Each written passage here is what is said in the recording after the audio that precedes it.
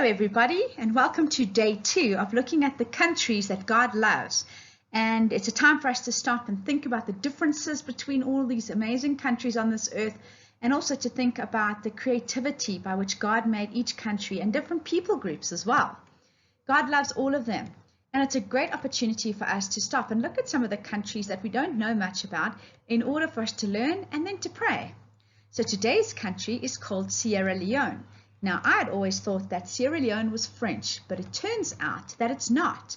The name actually comes from a Portuguese name when the country was founded by the Portuguese, and then the Italians changed it slightly.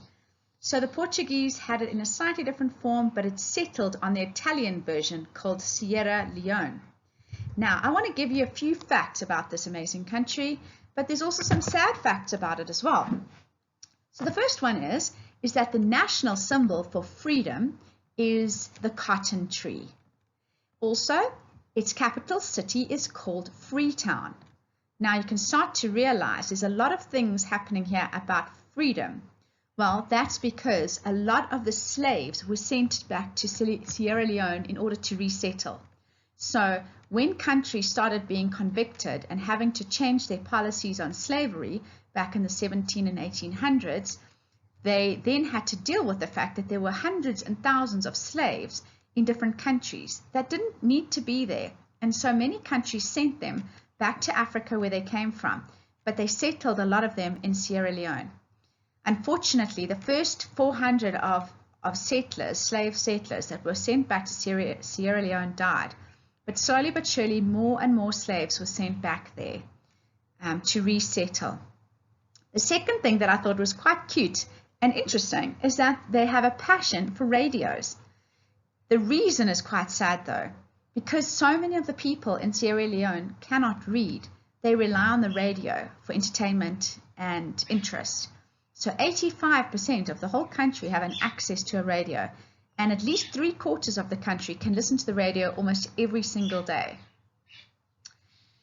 The thing that also makes their country quite sad is that they had a 10-year war that happened within the country itself, and it broke the infrastructure or the buildings, and the whole design of the country just came into rubble.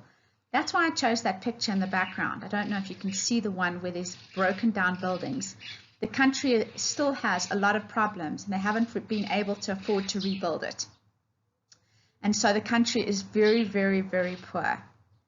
One of the things, though, that's caused a lot of problems within the country, but also caused a lot of problems for greedy people outside of the country, is that Sierra Leone is known for its diamonds.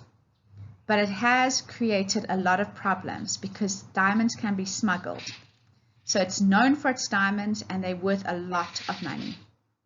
Another thing is that the name Sierra Leone originally means Lion Mountains. They also were not responsible for building their own parliament buildings where the government hosts their meetings. Do you know that Israel as a country were responsible for building their parliament buildings, which is quite interesting. Another interesting fact is that it has a harbor for giant ships.